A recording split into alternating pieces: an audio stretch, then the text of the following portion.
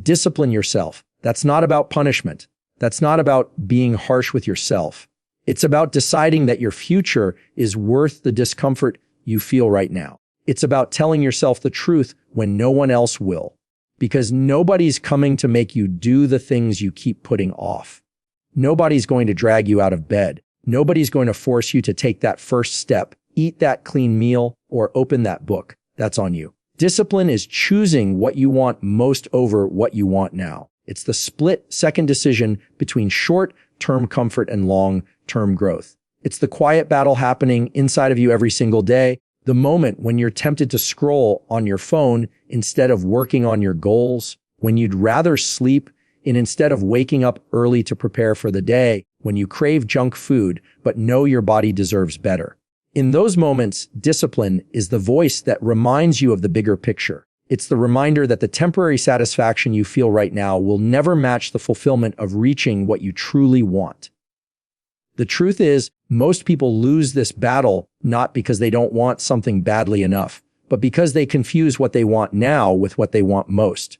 Your brain loves instant gratification. It craves what feels good in the moment. That's why we binge shows instead of studying, why we procrastinate instead of progressing, why we give in to habits that don't serve us.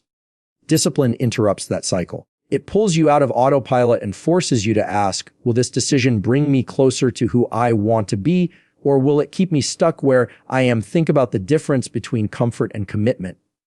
Comfort says, do what feels easy right now. Commitment says, do what matters most. The person you dream of becoming requires sacrifice, and sacrifice always shows up as discipline.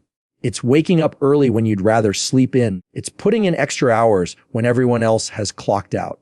It's saying no to distractions so you can say yes to growth. That's the cost of choosing what you want most over what you want now. And while it feels heavy in the moment, it feels light when you see the results it brings. Every time you delay gratification, you're strengthening your self-control. You're teaching yourself that you are in charge, not your impulses. The gym teaches you this. You don't want to lift the weight. Your body tells you it's uncomfortable, but you push through anyway.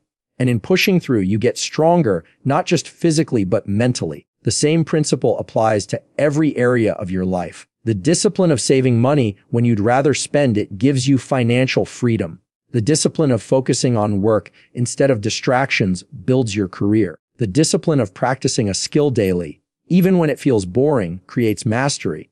All of it comes back to one question: are you choosing what you want most or settling for what you want now? Most people underestimate how much the little daily choices add up. They think discipline is about big, dramatic sacrifices, but the truth is it's about the small decisions repeated consistently.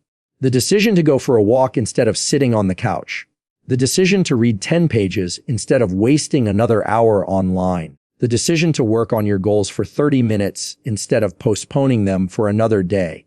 These choices don't seem like much in the moment, but they're compounding. Each one is either a deposit or a withdrawal from your future.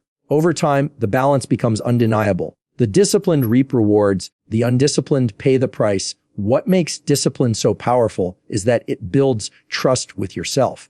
Every time you follow through on the hard choice, you prove to yourself that you can be counted on, that you don't need someone else to push you because you're strong enough to push yourself. That's the real gift of discipline. It's not just about the outcome. It's about the identity it builds. You start to see yourself as someone who doesn't quit when it's hard, who doesn't settle for less, who doesn't bow to excuses. And that identity drives your future actions, reinforcing the cycle of growth. But here's the challenge. Discipline will always feel harder in the beginning because your present self doesn't want to suffer for your future self. Your present self wants the cookie, the nap, the easy way out. Your future self wants the health, the career, the success. And those two selves are in conflict every single day. Discipline is the tiebreaker. It's the voice that says, I'm willing to be uncomfortable right now because I know the future version of me will thank me. That's what separates the average from the extraordinary. The willingness to consistently put future gain above present comfort. When you study the lives of people who achieve greatness, you'll always find the same thread. It's not talent. It's not luck. It's discipline. The athlete who trains when no one's watching. The entrepreneur who works late nights while others are partying. The student who studies while everyone else takes shortcuts. None of it is glamorous. None of it feels good in the moment. But they choose what they want most over what they want now, and in time, they live with results that speak for themselves. Discipline is the great equalizer because no matter where you start, it levels the field through effort, and persistence, the opposite of discipline, is regret. Because when you don't make those small sacrifices, when you consistently choose what you want now, you rob your future self of the life they could have had. And regret doesn't come suddenly. It creeps in slowly through years of undisciplined choices. You look back and wonder where the time went, why the opportunities passed, why the potential never turned into reality. That's the weight of choosing the easy path too many times. And the only way to avoid that regret is to embrace discipline now. Before the cost becomes too heavy to bear, choosing what you want most over what you want now is the hardest decision you'll ever make, but it's also the most rewarding. It doesn't mean you never enjoy yourself. It doesn't mean you never rest or indulge. It means you know how to keep the bigger picture in front of you. It means you refuse to let temporary feelings sabotage permanent growth. It means you train your mind and body to serve your higher purpose instead of your fleeting impulses. That's the essence of discipline. That's the path to freedom. Because true freedom isn't doing whatever you feel like. True freedom is having the strength to do what you know is right, even when you don't feel like it. Without discipline, dreams stay dreams. But with discipline, they become reality. Everyone has dreams. Everyone imagines a better life, a future where they are stronger, wealthier, healthier, or more fulfilled. But very few ever cross that invisible line between wishing and working. The reason is simple. Dreams are free. Discipline is costly. Dreams feel good. Discipline feels hard. Dreams inspire you for a moment. Discipline carries you for a lifetime. It's the dividing line between potential and achievement, between intention and execution, between what could be and what is. A dream by itself is just a vision in your head. It has no weight, no substance, no power to move anything. You can talk about it, write it down, tell people about it, but without discipline, it never leaves the realm of imagination. Discipline is what gives that dream legs. It's the daily grind that takes a vague picture in your mind and turns it into something you can touch, see, and live. Without discipline, your dream is just a hope. With discipline, it becomes a plan, and with a plan, it becomes progress. That progress, repeated over time, becomes reality. The hard truth is that your dream doesn't care how much you want it. Wanting it is not enough. Everybody wants. Everybody hopes. But the world doesn't reward desire, it rewards discipline. The only way to bridge the gap between what you say you want and what you actually have is through consistent, disciplined action. That's why so many people end up frustrated. They confuse passion for progress. They think because they feel inspired, they are moving forward. But inspiration fades. Passion cools. Discipline doesn't depend on feelings.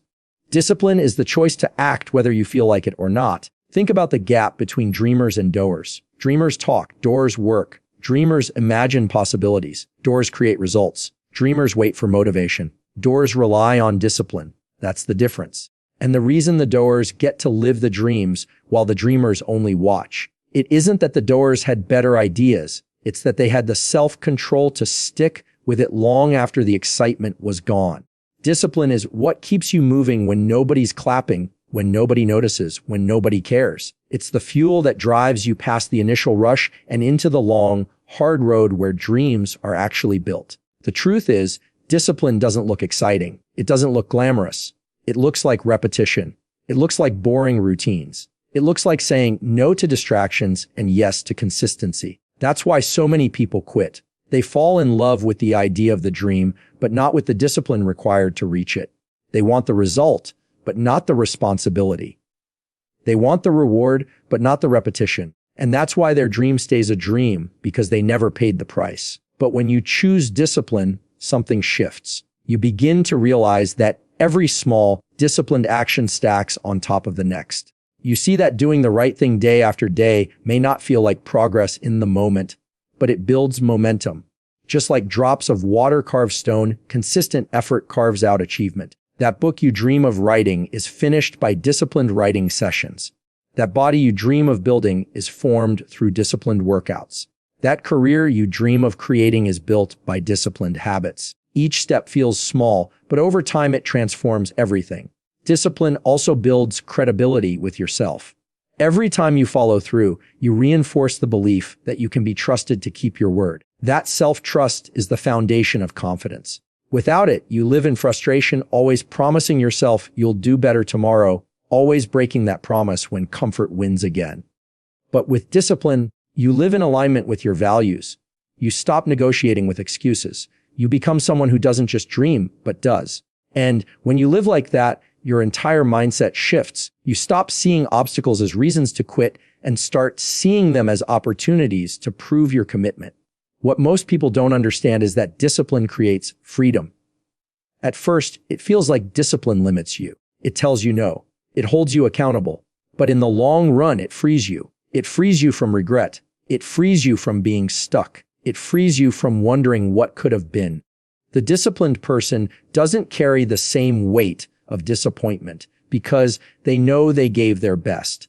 They don't fear the future because they've been preparing for it. They don't envy others because they know the life they're living is the one they built with their own hands. That's the kind of freedom discipline gives. Without discipline, your dream becomes a burden. It becomes something you talk about but never touch, something that haunts you instead of helps you. You look around and wonder why others made it and you didn't, forgetting that they paid in daily discipline what you only paid in daydreams. The regret of an undisciplined life is heavier than the struggle of a disciplined one. Regret lingers. Regret eats away at you. Regret never lets you forget the opportunities you abandoned.